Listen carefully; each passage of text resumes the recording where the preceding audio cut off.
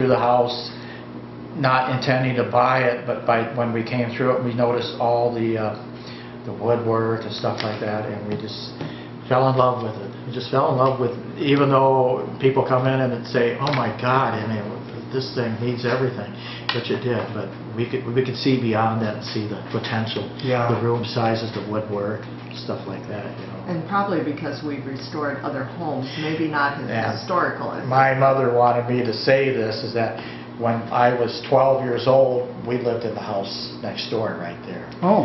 And when I was 12, I told her, I said, "I'm going to buy that house someday."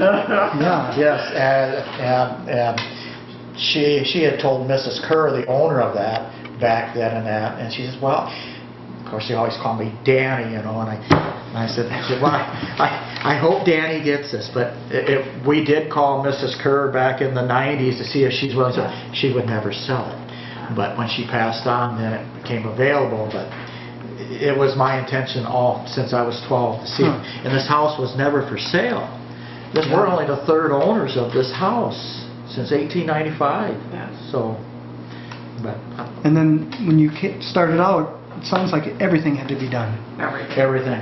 It had 3 kitchens from the 40s and 50s, you know, 3 bathrooms. They all had to come completely out. Everything apartments? Yes, and everything was completely gutted down to the studs, everything.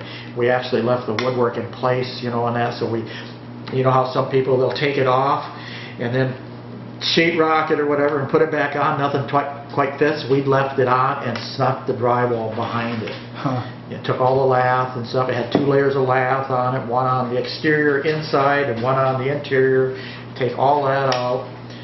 So, but it was nice just to be able to get it this far, and then when you do that, then you can get your electrical, your plumbing, heating, everything, you know, while you had it that far. And central air.